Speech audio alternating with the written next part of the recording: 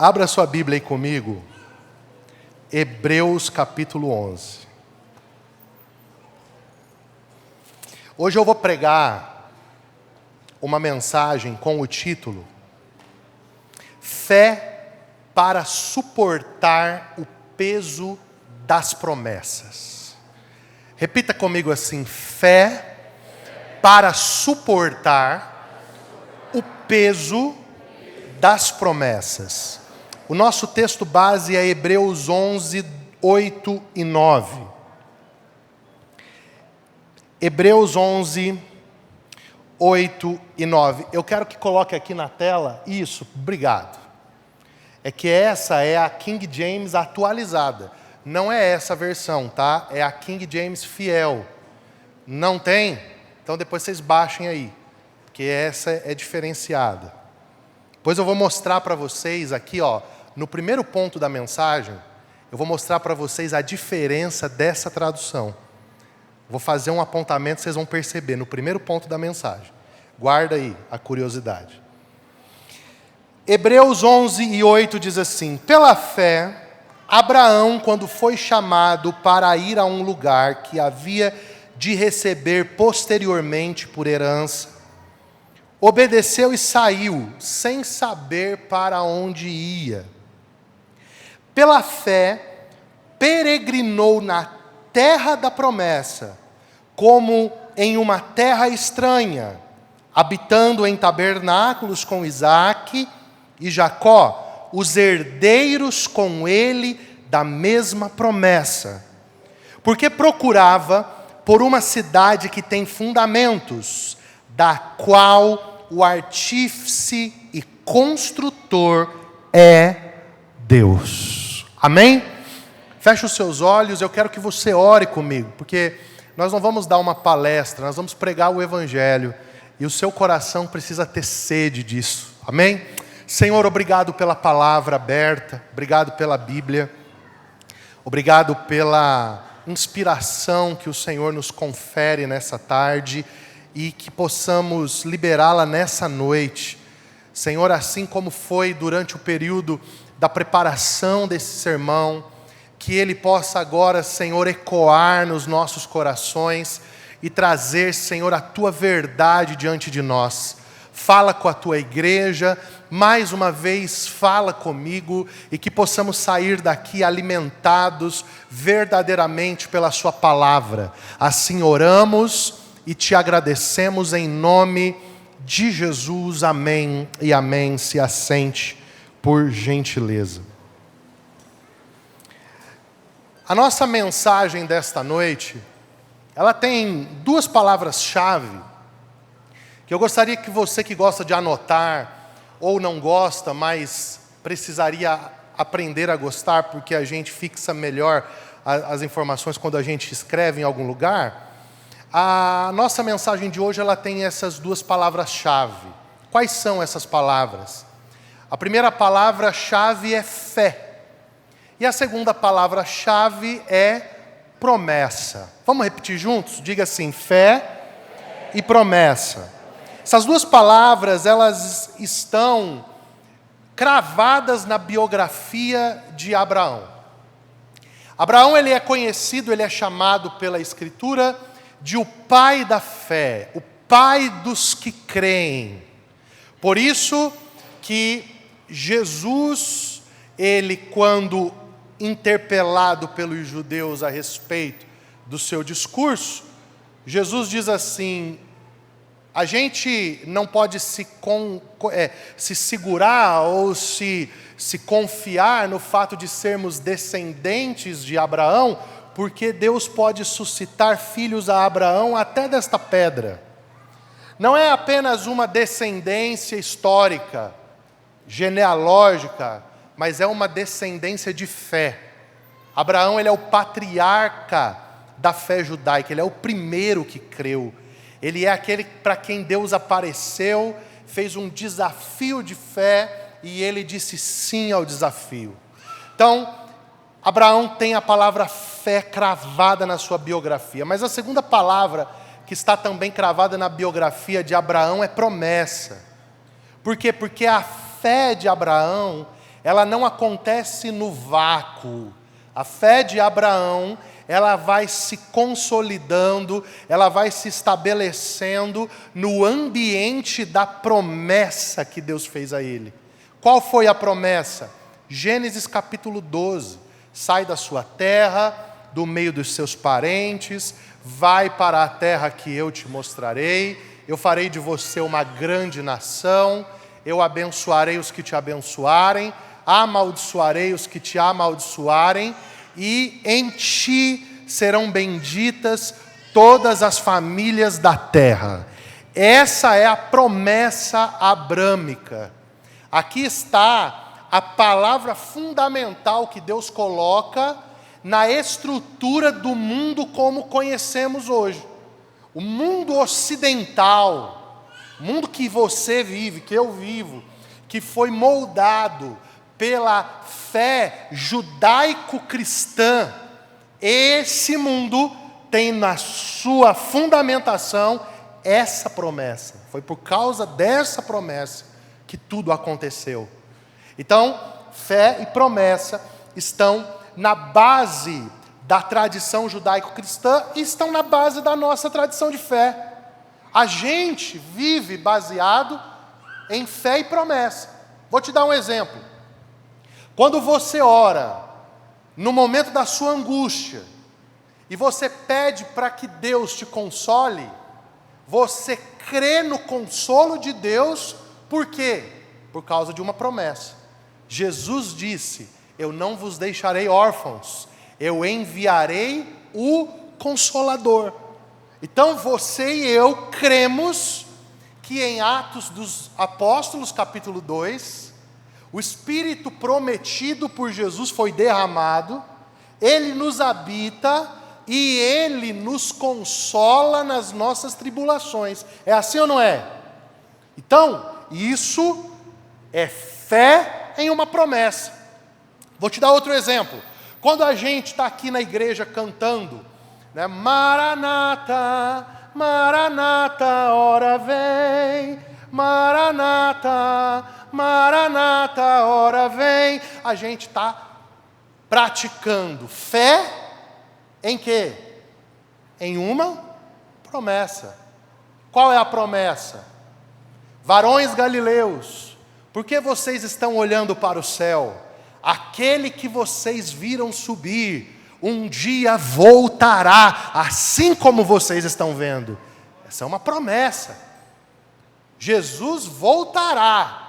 Então, toda a nossa escatologia, toda a nossa doutrina a respeito do fim dos tempos, ela está construída sobre fé e promessa.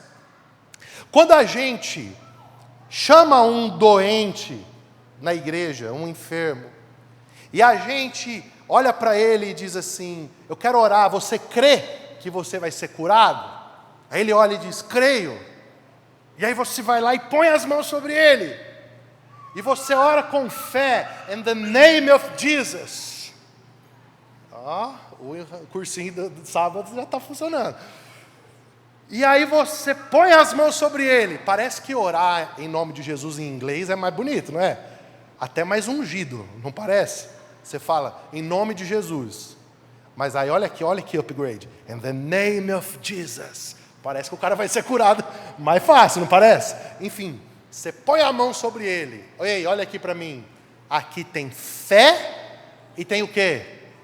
Promessa. Por quê? Porque você está crendo que Jesus diz assim: em meu nome, vocês orarão pelos enfermos, imporão as mãos sobre os enfermos e os curarão. Fé e promessa. Quando você está diante de uma pessoa endemoninhada, possessa por espíritos malignos, e ela vem adiante, ela posta diante de você, alguém normalmente vem trazendo e vem clamando por misericórdia, e você está ali diante do endemoniado, você olha para ele, essa é a hora que você vai repreendê-lo pelo poder do nome de Jesus. Você vai fazer isso com fé. Mas vai fazer por quê? Porque Jesus prometeu que em nome dele, nós expulsaríamos os demônios, curaríamos os enfermos e falaríamos em outras línguas. Então, fé e promessa. Quer que eu continue ou já está bom? Para sustentar aqui a ideia. Tá bom, né?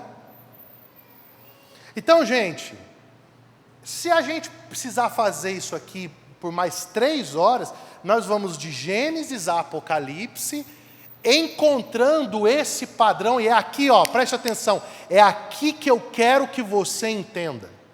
Existe um padrão de relacionamento de Deus com o homem e do homem com Deus. Quando Deus se relaciona comigo e com você, Deus se relaciona com base nas suas promessas.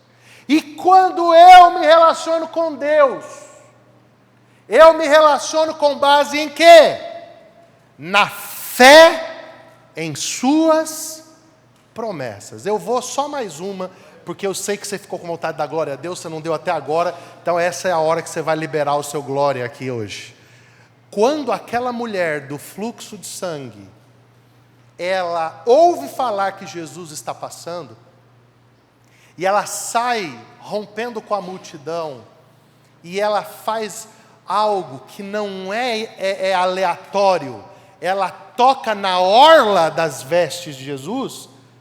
Aqui ela toma uma atitude baseada em quê? Você sabe qual é a promessa?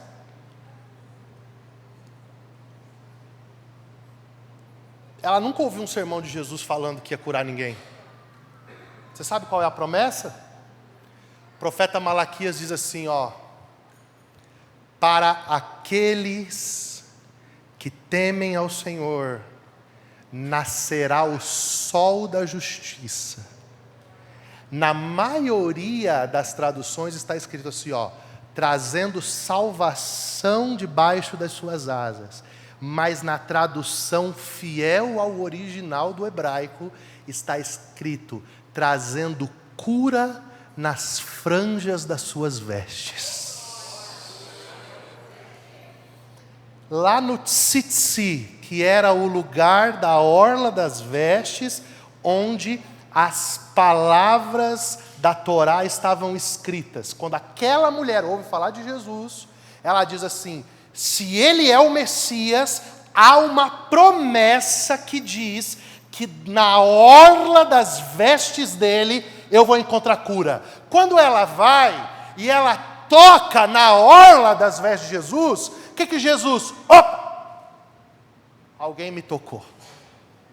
Ela não tocou em Cristo, ela tocou na promessa a respeito de Cristo.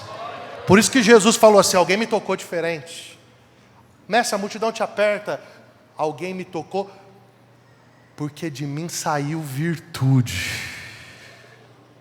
Alguém discerniu que um tempo de Deus cumprir promessas estava passando na porta da sua casa. Ô, meu irmão, bate aí no ombro de quem está perto de você e fala assim, ó: quando o tempo das promessas de Deus chega, você precisa dar passos de fé. Senão Jesus vai passar, você vai continuar no mesmo estado. Olha outro. A mensagem vai virar nisso aqui então, calma, fica tranquilo. Olha outro. Jesus passando em Jericó. Olha o cego. Alguém ouve e fala assim, ó: o tal de Jesus está passando por aí.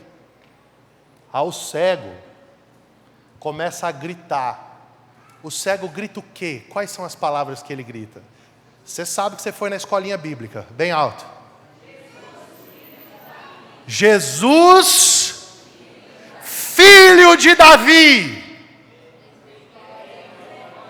tem misericórdia de mim. De novo.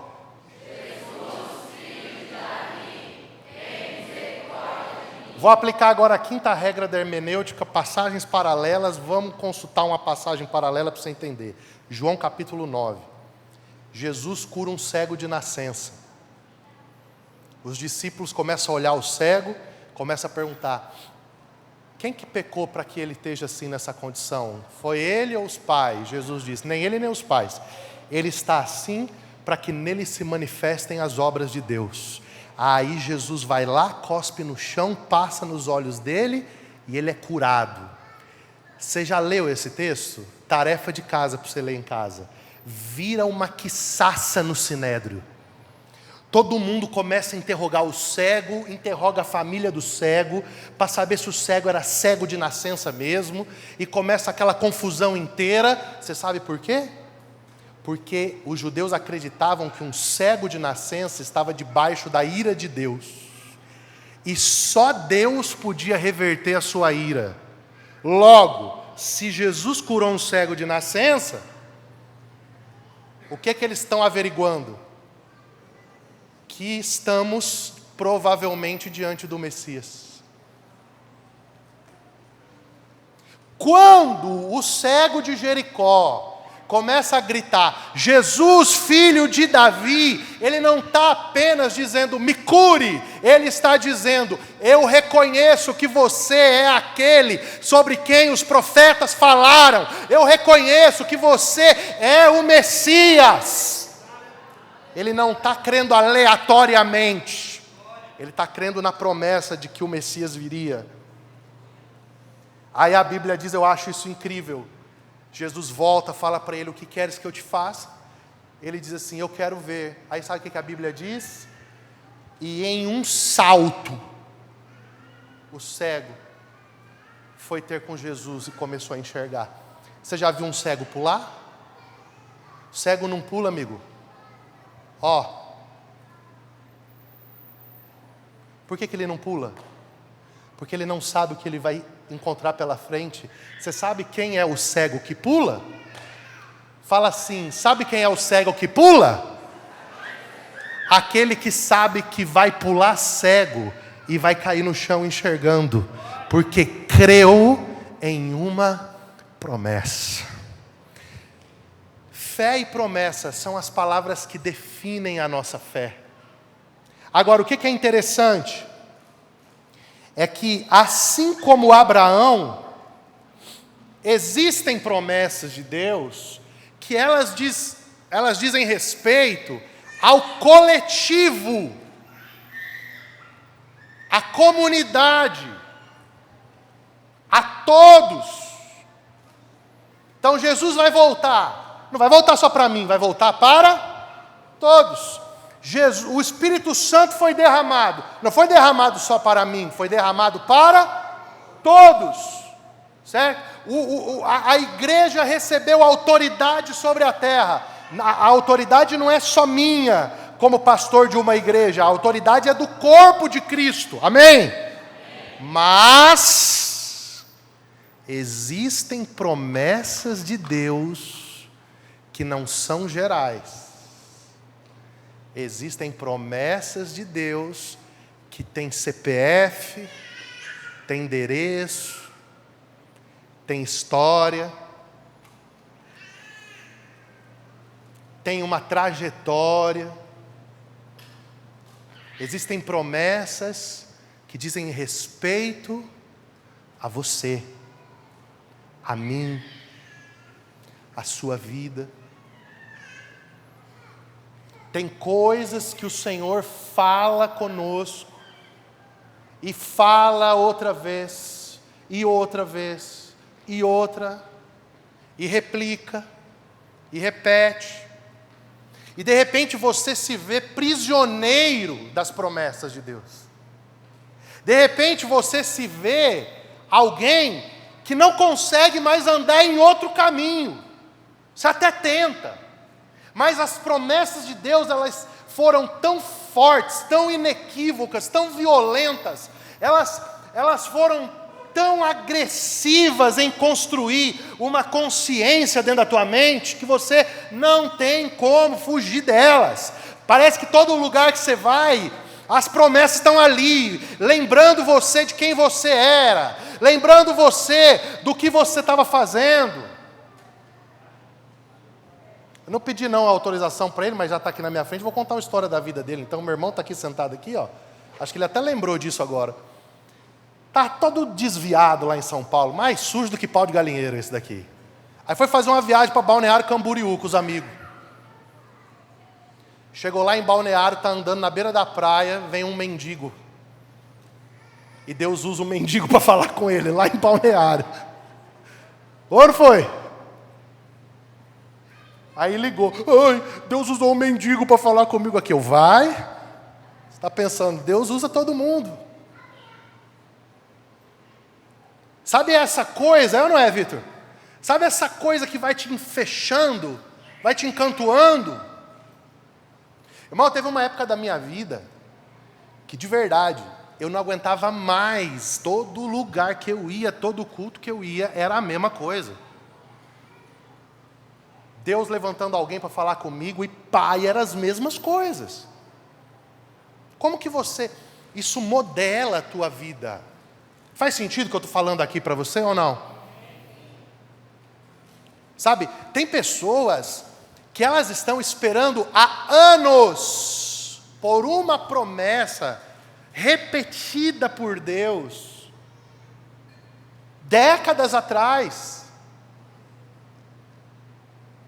E isso, às vezes, não é fácil de se viver. Por quê? Porque isso causa um peso. Você começa a aguardar coisas que, se você conversar com qualquer um, o povo vai dizer para você que você enlouqueceu. Você começa a dizer assim: Senhor, o Senhor me enganou. Porque já faz tanto tempo que o Senhor fala essas coisas. Agora, eu vim aqui hoje dizer para você uma coisa, escute. Deus não tem, grava essa frase, Deus não tem responsabilidade com nenhum dos nossos sonhos. Mas Deus tem toda a responsabilidade com todas as suas promessas.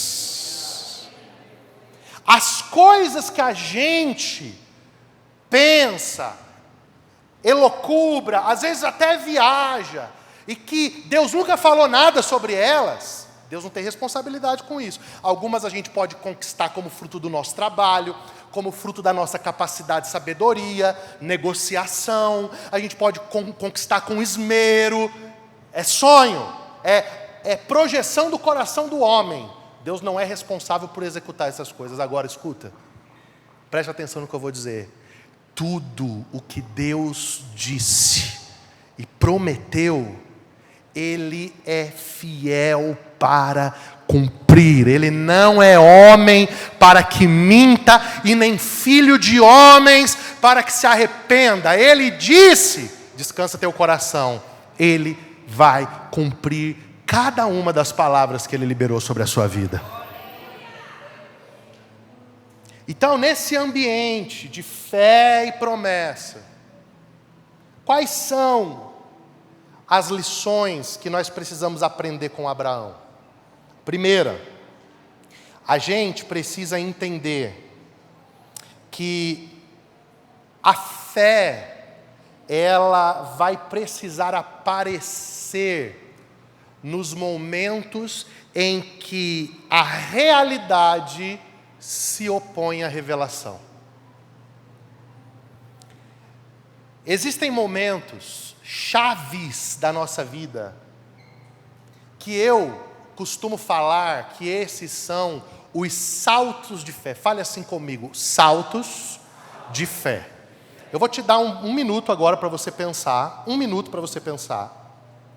Você que caminha com o Senhor já há algum tempo, quero que você pense agora.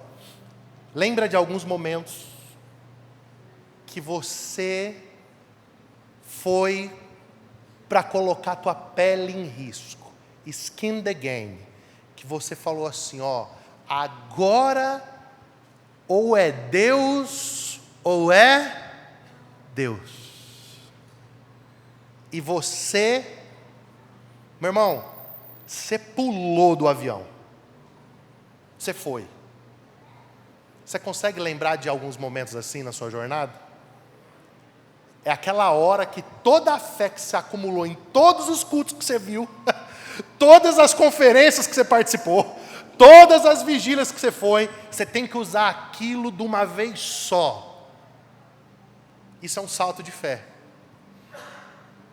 Lembra que eu prometi que eu ia mostrar a belezura dessa Bíblia aqui para vocês, dessa tradução? Eu vou mostrar para vocês o valor dessa tradução. Olha só, coloca aí na tela, na NVI, Hebreus 11:1. Hebreus 11:1 na NVI, coloca aí. Vamos lá, olha aqui, gente, ó. Ora, a fé é a confiança daquilo que esperamos e a certeza das coisas que não vemos. Ok? Agora, olha na King James, direto, sem passar pela Septuaginta, direto na fonte. Olha essa tradução. Ora, a fé é a substância das coisas pelas quais esperamos e a evidência das coisas não vistas. A palavra é hipostasis em grego. Sabe o que é isso? Substância.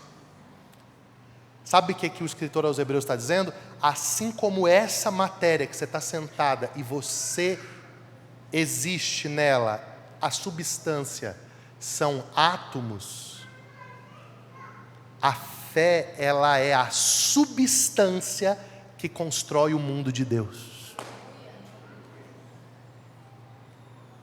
O mundo de Deus tem uma substância, ele tem uma essência. Assim como o átomo está para a nossa realidade, a fé está para a realidade de Deus. Por isso eu vou te soprar um segredo. Deus ama todo mundo, mas Deus só trabalha com gente de fé. Deus ama todo mundo, escuta, mas Deus só usa homens e mulheres de fé. Por quê? Porque o homem e a mulher de fé, ele tem o poder de criar realidades que não existem, cara. Olha, eu estou todo arrepiado aqui, uma vontade de chorar, de dar uma voadora nesse aquário aí, aquelas vontades loucas de pentecostal. Pendurar aqui, imitar a Chita, o Tarzan. Cara, é um negócio que vai enchendo você. Você sabe por quê? Porque essa substância imaterial é o que produziu conversão na tua vida, que salvou teu filho, que produziu a conversão do teu marido. Essa substância imaterial, contra tudo e contra todos. Sabe quando você fala assim, ó, isso é impossível? Aí vem o homem de fé e diz, para Deus nada é impossível. Aí alguém diz assim, acabou! Aí vem o homem de Deus e o homem de fé e diz, haveria alguma coisa difícil para o Senhor? Sabe, aí vem o outro e fala assim, ó, isso aqui já era. Aí o outro diz assim, operando ele, quem impedirá? É um conflito. É um conflito. Olha, é doido. Aleluia. Por isso que Hebreus 10:6 diz assim, vamos ler na Bíblia King James. Porém, sem fé é impossível agradar-lhe, porque é necessário que aquele que se aproxima de Deus acredite que Ele existe e que é galardoador daqueles que diligentemente o buscam. Ei! A fé produz uma reciprocidade, cara.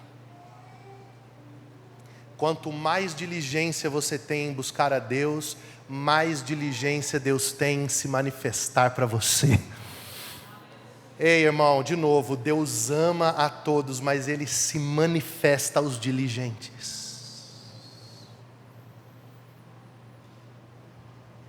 Deus ama a todos, mas Ele se revela aos perseguidores dEle. Não no sentido de persegui-lo para destruir, mas persegui-lo para o encontrar. Deus ama a todos, mas as suas revelações Ele entrega para os famintos. Aqueles que dizem assim, tem uma promessa, então tem fé.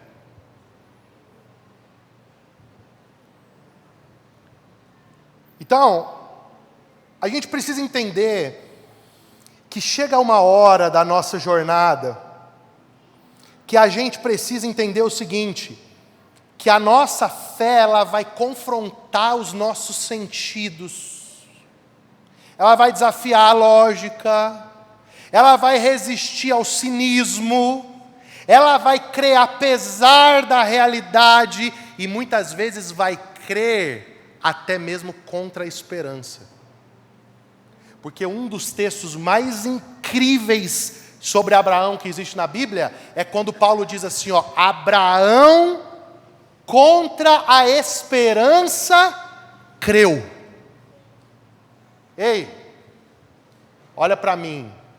Abraão contra a esperança creu. Sabe o que Paulo está dizendo? Que quando a esperança termina, a fé reina. Sabe qual que é o ambiente onde a fé mais é vista? No ambiente do desespero. Quando termina a esperança humana, começa a fé em Deus. E é por isso que a gente precisa de fé para suportar o peso da promessa. Porque entre o primeiro passo e a experiência de ver as palavras de Deus se cumprindo na sua vida, você vai viver muitos dias de desespero. Você vai viver muitos dias que você vai olhar e vai dizer assim, que rolo que eu entrei com esse negócio de promessa. Que buraco eu entrei em confiar em Deus. Ou vai dizer que você nunca sentiu isso. Eu já senti isso várias vezes. Será que esse Deus é mesmo confiável? Será? A alma humana rebelde, ela tem esse discurso. Quando você se desespera, você fala assim, agora acabou. Os céus dizem, agora começou a revelação, o conhecimento de Deus. Por isso, que Deus nos leva aos nossos limites. Por isso que Deus permite que a gente vá a lugares que a gente fica pensando assim, como que um pai amoroso permite que a gente ande aqui? É porque, de novo, Deus ele não está comprometido com o nosso prazer. Deus está comprometido com a nossa maturidade. Deus ele não está trabalhando para que a gente não tenha desconforto. Deus está trabalhando para que a gente aprenda a representar bem a Jesus. Deus, Ele não está trabalhando para ter filhos mimados. Deus está trabalhando para ter filhos herdeiros e capazes de governar sobre as coisas que o Senhor quer entregar. Então vai ter horas que, assim como Abraão, lá em Romanos 4, ele creu que Deus era capaz de trazer Isaac de volta das cinzas. Por isso que ele foi oferecer. É quando você acredita em coisas tão abstratas, impossíveis, mas elas foram prometidas e isso passa a reger a sua vida de fé. Eu vou fazer um adendo aqui na minha mensagem. Irmãos, nós precisamos de um avivamento de fé nos nossos dias. Nós precisamos voltar para aquele lugar das mulheres que oravam, até o seu marido aceitar Jesus e ser cheio do Espírito Santo. Ei, muitas esposas de pastores extraordinários hoje foram mulheres que ganharam seus maridos sem dizer nenhuma palavra na terra, mas dizendo todas as palavras no céu. Acabou isso aí. Eu abri uma caixinha de pergunta hoje no Instagram, o que eu mais recebo é: pastor, eu posso divorciar? Eu posso divorciar? Posso divorciar? Em que caso eu posso divorciar? É uma febre. Por quê? Porque ninguém mais quer pagar o preço. Ninguém mais quer crer. Levanta a mão para o céu e diga assim: eu vou crer. Diga: eu vou crer. Eu vou crer. Você precisa de um avivamento de fé na sua vida. Fé. A gente precisa voltar a ver aqueles testemunhos do cara que foi fazer a obra de Deus e dirigiu o carro sem gasolina.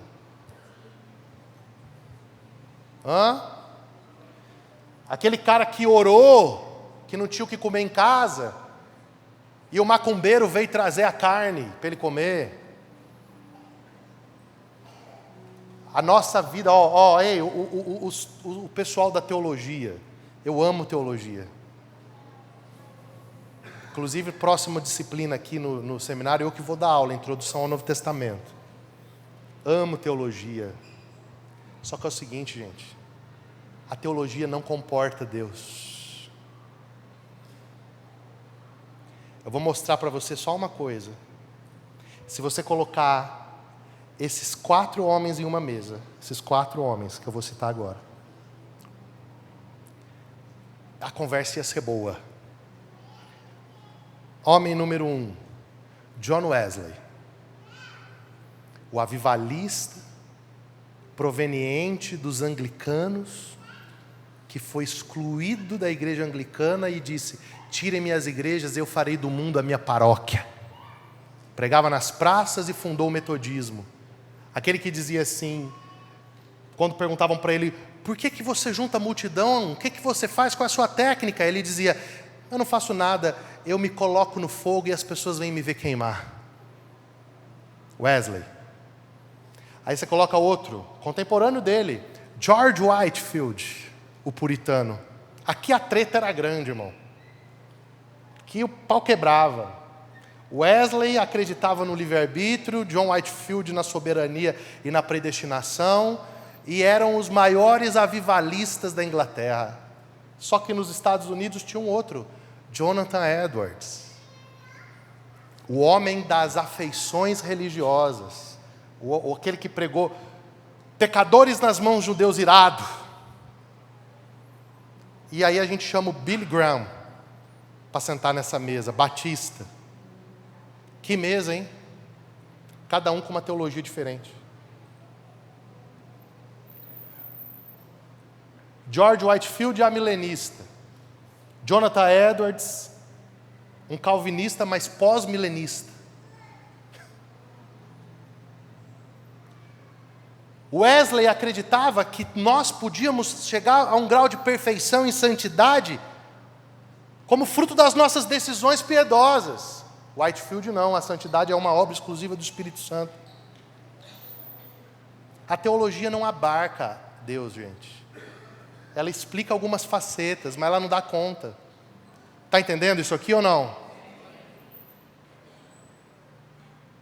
O Billy Graham organizou a maior conferência até então realizada no mundo, lá em Lausanne, a Conferência Mundial de Evangelização, e convidou o Dr. Martyn Lloyd-Jones, que era o pastor da abadia de Westminster, para ir na conferência. Aí o Martyn Lloyd-Jones disse: eu só vou na conferência se o Billy Graham parar de fazer apelo. Porque apelo não é bíblico. Irmão, vai dormir, rapaz. Você falar para o Billy Graham parar de fazer apelo. Mas aí o Martyn Lloyd-Jones vai comentar sobre o John Wesley. Aí, no seu comentário sobre John Wesley, ele diz assim, pastor Aguinaldo: Wesley era um homem de fala estranha e hábitos diferentes, mas é inegável que Deus estava com ele. Isso é igreja. Pegou? Por que eu estou dizendo isso? Porque amar a Bíblia é bom, conhecer a história da igreja é maravilhoso, estudar teologia sistemática é necessário, mas você sabe onde você conhece a Deus? Nos saltos de fé que Ele vai pedir para você dar. Sabe onde você conhece a Deus? Quando isso aqui, não é mais um negócio fora de você, mas isso aqui passa a ser escrito nas tábuas do seu coração. Você começa a andar em cima desse livro. Aleluia. Então a gente precisa ei, eu quero que você nunca mais esqueça isso. A substância do mundo de Deus é a fé. Pela fé nós cremos que o mundo foi criado pela palavra de Deus. Como que se forma um feto no ventre de uma mãe? É Deus quem diz. A fé. Então, nós cremos e existimos pela fé. Então, para suportar o peso da promessa, a gente vai ter que aprender isso. Segundo, nossa, eu só tenho 2 minutos. Misericórdia. 2, o que nós vamos precisar? Nós vamos entender que para suportar o peso da promessa, a gente vai precisar de fé para suportar o tempo do silêncio de Deus. Quando Deus não se pronuncia, o que você faz? Você ora. Jejua. Vai para o monte, para a vigília, liga para a profeta do Pix. Não, isso não. Você faz tudo que tem que fazer. E Deus não fala nada. É a época do silêncio. Eu vivi 3 anos nessa cidade com Deus em silêncio comigo. 3 anos. Deus não falava por urim, por tumim, por sonho, por profeta. Nada. Nada. Sabe como que você vive nessa hora? Pela fé. Pela fé, e aqui vai o bônus track da pregação. Você abraça a última instrução e fica nela. Olha aqui. Ficai em Jerusalém, até que do alto vocês sejam revestidos de poder. Dia 1, nada de poder. Eles ficaram onde? Jerusalém. Dia 2, nada de poder. Ficaram onde? Jerusalém. Dia 3, nada extraordinário aconteceu. Ficaram onde? Jerusalém. No dia 10, de repente, foi ouvido um vento veemente e foram vistas línguas repartidas de fogo. Olha só, você sabe para quantas pessoas Jesus apareceu quando ele ressuscitou? Está escrito. 500. Sabe quantas ficaram na última instrução? 120. Amigo, os segredos de Deus são para os perseverantes. Isso é sério. Você está amando essa pregação aqui? Eu estou amando pregar essa pregação. Tem dias que você prega e você quer se jogar da ponte da amizade quando você saiu daqui. Você está com TPM, tensão pós-mensagens. Os pregadores devem ter tido já. Mas tem dia que você está pregando, você fala, glória a Deus, Deus está me usando hoje. Misericórdia. Agora olha para mim. Você tem que entender, gente, que tem gente que não está sentado aqui hoje por uma única razão, não está recebendo essa mensagem, porque não é perseverante. Qualquer coisa, eu não vou no culto. Qualquer coisa, hoje eu não vou, não é perseverante. Essa posição, eu preciso ficar aqui, porque de repente algo vai acontecer. São esses os que desfrutam do de repente de Deus. Então, quando Deus não está falando nada, você vai agir em fé. E essa fé, ela é uma fé que você coloca no fato de que Deus sabe o que está fazendo, mesmo quando Ele não está falando com você. Então, quando Abraão está subindo ao Moriá para entregar Isaac, Deus não está dando nenhuma nova orientação para ele. Deus está em silêncio. Deus falou e não falou mais nada. E o que ele está fazendo?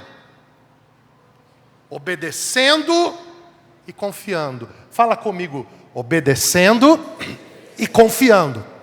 Fala de novo, obedecendo e confiando.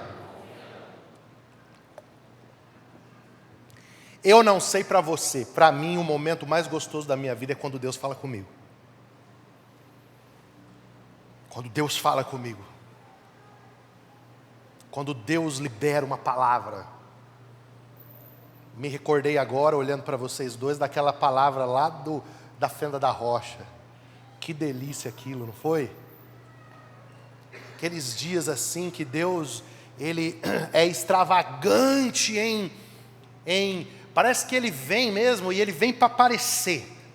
Ele fala, eu vou marcar aqui esse lugar, e ninguém vai ter dúvida de que sou eu falando aqui. Esse dia é delícia, cara. Você rola no chão, você baba, você faz tudo ali. Mas via de regra, depois disso começa uma temporada de silêncio. Sabe por quê? Porque Deus não é igual a gente, que fala e vai falando por cima. Não. Deus é ordem. Ele fala, você obedece. Porque você obedeceu, Ele fala de novo. Ele te dá a próxima instrução. Então esse tempo entre uma palavra de Deus e a outra palavra de Deus é o tempo que nós temos que aprender a obedecer e confiar. Agora eu termino. Você tem que fazer assim, eu vou ensinar isso para vocês. Todo pregador que chegar aqui e falar, eu vou terminar, aí você fala assim, pelo menos o povo da internet vai acreditar que você gosta mesmo assim de ficar aqui até 10 da noite. Olha para cá.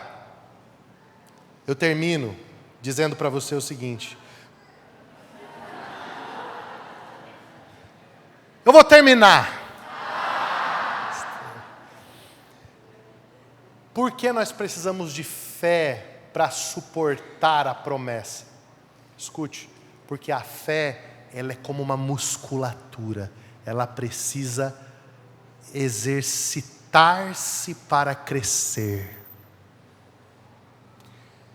Deus, Ele te promete, presta atenção nisso aqui, porque isso aqui eu acho que vai mudar muita coisa na tua cabeça.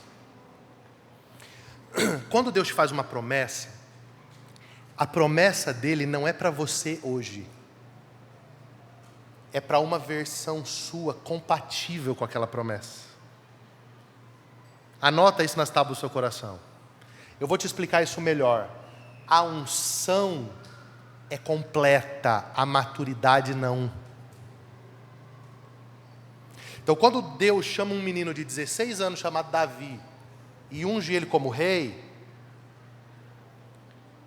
Deus está dizendo para você assim, eu estou te entregando o espírito completo, mas a maturidade vai passar pelo urso, pelo leão, pelo gigante, por Saul, por uma fuga. Aí você estará pronto para começar a reinar. E o começo desse reino, primeiro, você é ungido no meio de seus irmãos, depois você é ungido em Hebrom, depois você é ungido em Jerusalém. Aí quando você chega aqui, você encontra a maturidade com a unção. Qual que é o grande problema da gente? É que a gente quer viver as promessas de Deus com o corpinho de 2 anos. É a mesma coisa eu chegar agora para a Helena, minha filha, e falar assim, eu vou te dar um carro quando você fizer 18 anos. Aí ela fala, então tá bom papai, me dá a chave agora. Ela não tem nem corpo, meu irmão, para dirigir um carro.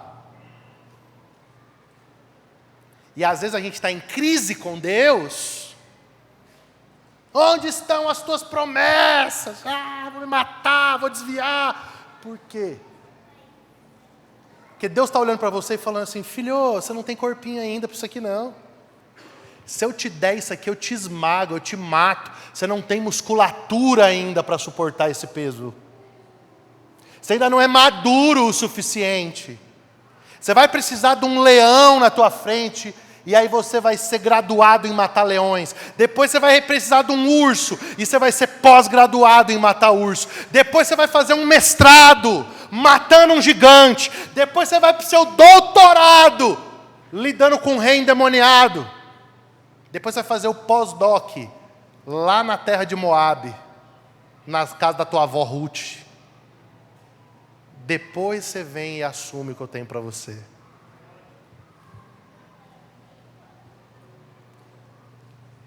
Agora eu vou bugar teu cérebro. Se prepara para pirar. O escritor aos Hebreus diz que Jesus aprendeu a obediência pelo que sofreu. Fala assim comigo: Jesus, sendo Deus, aprendeu a obediência. Agora quer bugar o cérebro? Está pronto para bugar o cérebro? Quantos anos teve o ministério de Jesus? Quantos anos teve o ministério de Jesus? Com quantos anos Jesus foi levado ao deserto e o ministério dele começou? Vou conversar com o pastor dessa igreja, vocês não estão lendo a Bíblia. Fala comigo. 30 anos, 3 anos. Fala comigo, 30 anos, 3 anos. 30 anos aprendendo, 3 anos estabelecendo. A razão aqui é 10 vezes o tempo aprendendo, para 3 anos executando. Sabe quanto tempo Paulo ficou no deserto da Arábia e em Tarso, desde o caminho de Damasco até o dia que o Barnabé foi chamar para ser o copastor lá em Antioquia? 14 anos. A gente lê Atos dos Apóstolos, acha que foi de um dia para a noite. 14 anos Paulo ficou com uma palavra, com uma visão, com uma palavra, e ficou num deserto. Ficou em Tarso fazendo tenda. Eu imagino que quando o Barnabé bateu lá e falou: ô Saulo, vão me ajudar lá em Antioquia? Irmão, o Saulo ele já estava com 70 malas prontas, já fazia 7 anos já. Ô Barnabé, pensei que você não vinha mais. Vamos, não aguento mais ficar aqui. Colérico do jeito que ele era capaz de dizer: ó Barnabé, ou você me leva ou eu te mato. Sabe por quê? Porque é assim. A unção é completa, mas a maturidade não é. Então a gente tem que aprender a exercer fé. E agora eu vou terminar de verdade. Como que Deus faz para aumentar a musculatura da sua fé? Você sabe? Como? Ele te prova. Ele te prova. A provação, ela não visa, saber se você tem fé ou não. Porque Deus sabe. Deus sabia que Abraão iria entregar Isaac. Você sabe quem não sabia? Abraão. Abraão desceu do Moriá com 20 centímetros a mais de bíceps na sua fé. A panturrilha da fé de Abraão estava torada, cheia de um triatleta. Até então ele não sabia que ele dava conta de obedecer a Deus nesse nível. É por isso que Deus leva você para esses lugares, me leva para esses lugares. Não é para Ele saber o que tem dentro de você, porque Ele sabe. Ele leva você para esses lugares para que você cresça em fé. E sabe por que você precisa crescer em fé?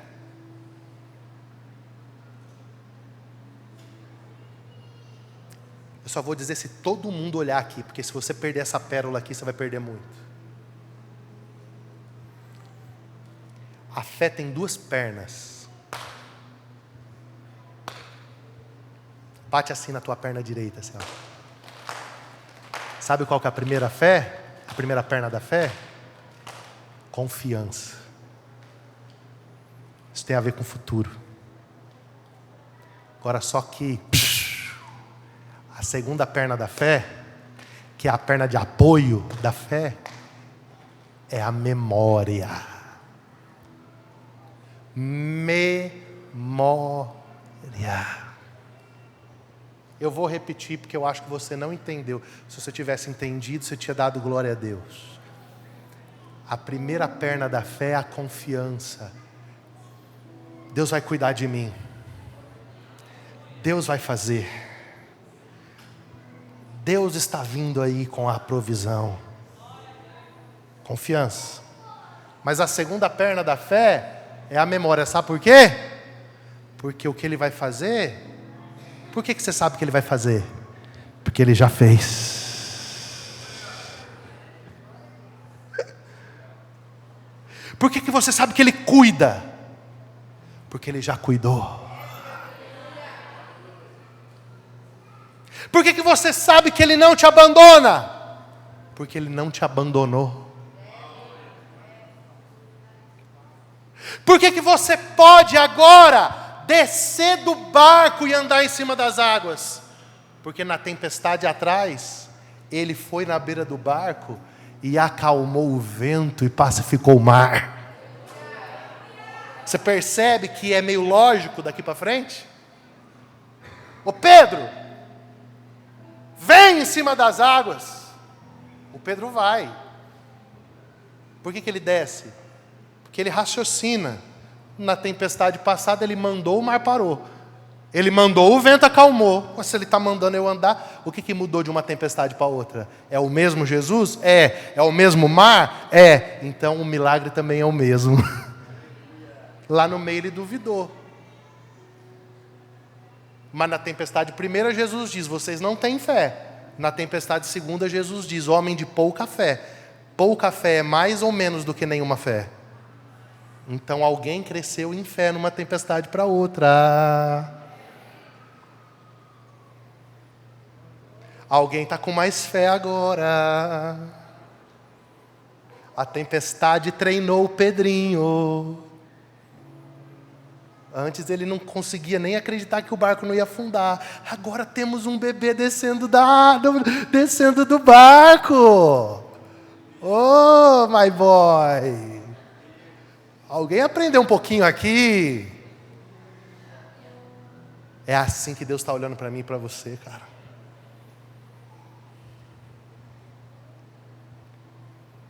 Por isso, no meio das tempestades que vão vir durante o tempo que você está esperando a sua promessa, você não desespera, não arranca os cabelos, porque se você for igual eu, arrancar o cabelo só vai piorar a cena. Cara, olha para Deus e diz, Senhor, mostra qual músculo que eu preciso crescer agora.